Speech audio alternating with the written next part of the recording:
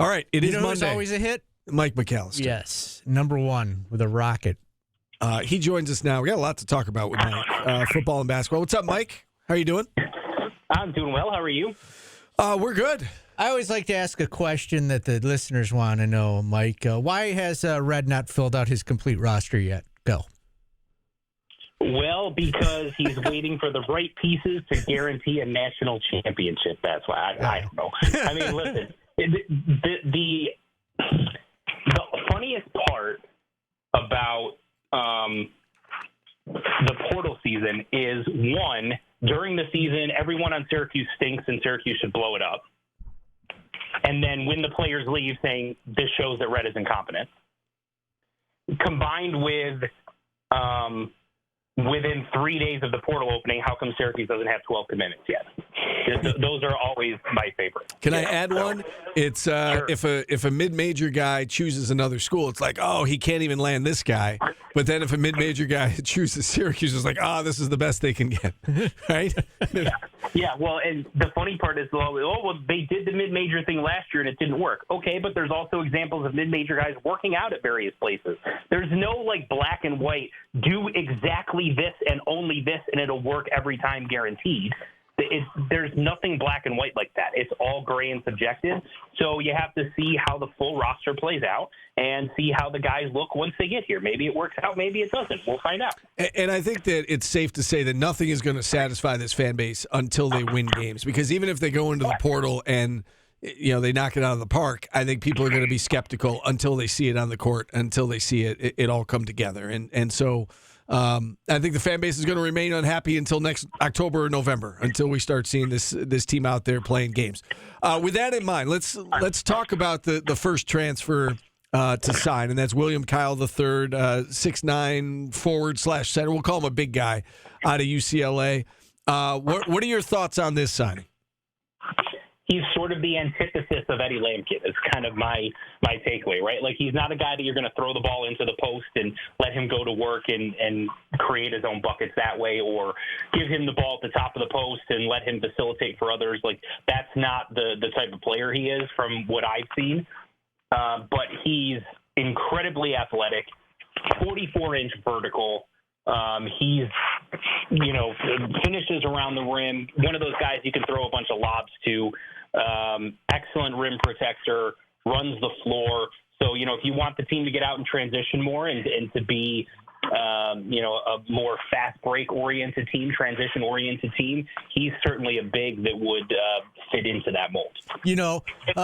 Why did he not fit in at UCLA? There's always the negative question from the chat, so we'll ask you that one. Why did he not fit in at UCLA? So I did some reading on this, and it sounds like, when they were starting training camp, he had a couple of injuries that kind of derailed his ability to kind of fit into the rotation, and then he fell behind a couple of really talented young bigs and because of the injury, just kind of never really got back into the full flow of things. But when he did play, he played well. He helped them win a game against Wisconsin by blocking a shot late. He was extremely efficient when he was in there, shot over 70% from the floor.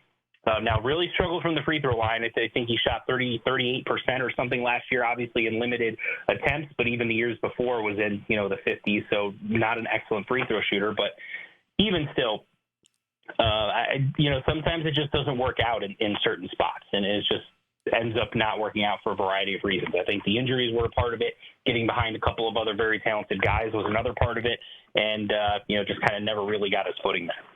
Do you think he is the answer at center, or do you think that he is part of the answer at center? Do you think they're still looking for another big guy? Yeah, my understanding is that they're not position restrictive at the moment, that they're looking at everything. So, yeah, if there's another talented center out there that they think would help them, I know that there's a name that a lot of Syracuse fans have asked me about. Quincy Ballard is the name because he's a local kid from the area.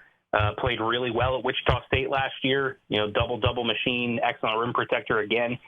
So if they were to grab someone in his mold, for example, if he was available and was willing to come here and, the NIL stuff work itself out, yeah, I think that they would take another center. I don't think that they would say, well, we got William Kyle, we're done, and we're not going to look. What it does, though, is you don't have to force it, right? You're not in a position now where it's like we have to get a center because we don't have one on the roster. You've got him. You still got Nastorovic, who you know can play there if you need him to as a backup, and you've got Donnie Freeman, who you could slide over there if you needed to in certain lineups as well. But, yeah, I definitely think that they would like to add another one if they can. You brought up Nastorovic. We don't have official word on him yet, but is your understanding or is your speculation that he's going to stay? That's my expectation. I know there was kind of that confusion with the initial report and then the correction of the reports that he hadn't made a decision yet. But, maybe he's sort of looking to see how Syracuse approaches the rest of this transfer portal time frame and seeing how that plays out. And then we'll make a decision at that point in terms of what his, prospects are, playing time, rotation, depth, et cetera. I don't know that. That's certainly speculation on my part, but my expectation as of now is that he'll be on the roster for next season. I do want to ask you about Naheem McLoud. I think we all assumed all along that he was out of eligibility, but then, so there's been these whispers popping up about he might get a year back. Have you heard? He was a JUCO player. He was a JUCO player, and he played 4 years, but obviously dealt with injuries. Is your understanding that he's out of eligibility, or do you think he's going to have a year back? And I guess if he does get a year back, what are the prospects that Syracuse would keep him? I haven't heard anything definitive either way as far as whether he has another year or not. My expectation was, going into senior day and going into the ACC tournament, that was the last basketball he was going to be playing. And certainly, I read the exit interview that he did with Syracuse.com, and his comments kind of sounded that way as well.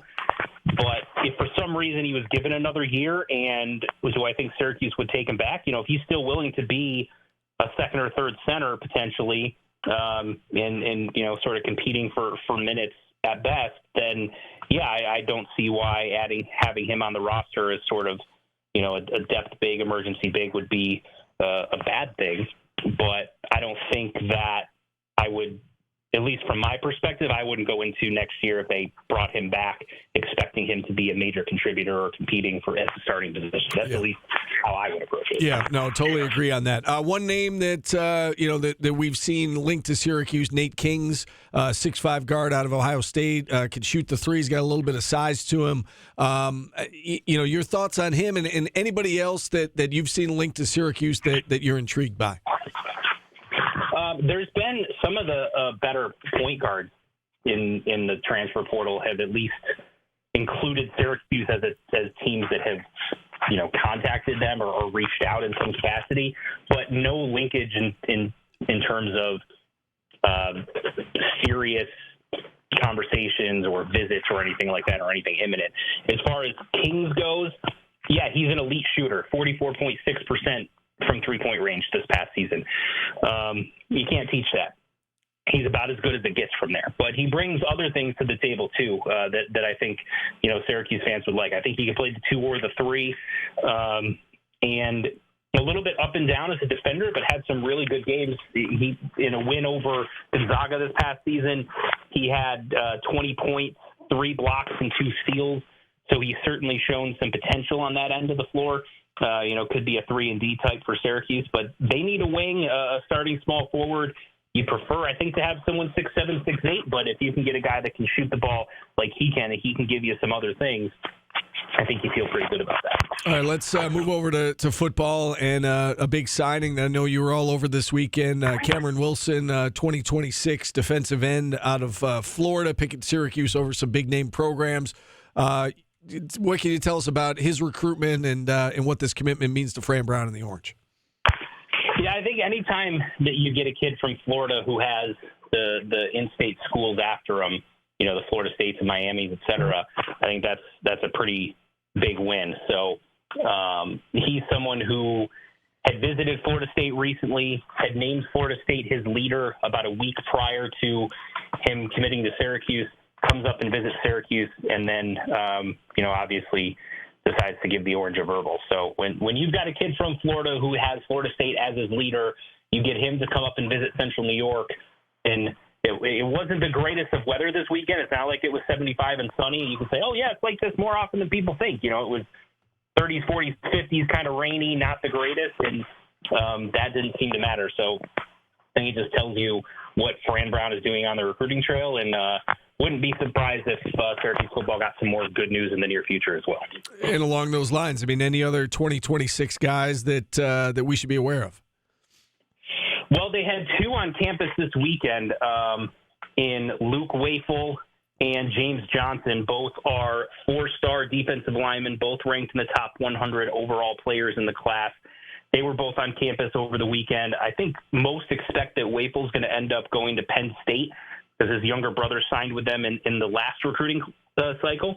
So I think most expect him to follow there, but still getting him on campus, New Jersey kid, obviously gives you a shot. And James Johnson is another Florida kid who has a bunch of schools after him, Georgia, Miami, Penn State, et cetera.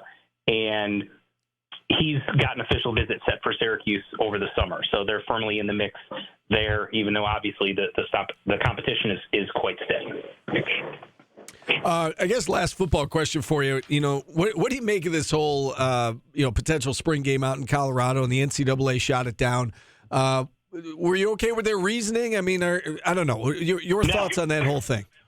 I think the NCAA did what the NCAA does, which is take what should be an easy slam dunk decision and make the wrong one. And now I sort of understand the comment about this would give Syracuse and Colorado an unfair advantage from a recruiting standpoint because you're doing it. I can understand that a little bit.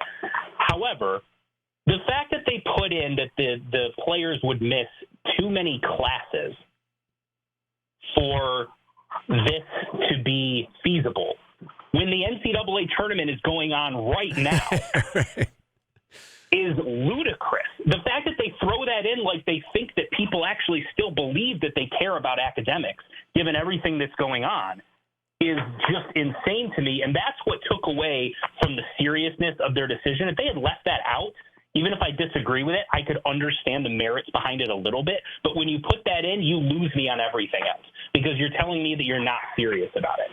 And it's funny to me that they can make a decision on that so quickly to reject it and then do so including a reason that is such a joke, but yet it will take them months and months and months to determine a player's eligibility. Yeah, I don't get it. Yeah, it's I'm with you on that. I mean, it did seem like a slam dunk, but it's not going to happen. And, you know, they said they wanted 3 days together. They could do Saturday, Sunday, Monday. You minimize how much you're missing classes. Whereas again, to your point, these teams that are in the Final Four, they're missing the entire week, 3 weeks really. I know of class. It's insane. Yeah. It's just a ludicrous reason to throw academics as part of your explanation there. Yeah, great stuff as always, Mike. Appreciate you coming on. Enjoy your week. Thanks, guys. Appreciate it. All right, Mike McAllister joining us here on the show. We'll take a time out. Tim Leonard coming up at 1 o'clock. We'll wrap up hour number 1 next on ESPN Radio.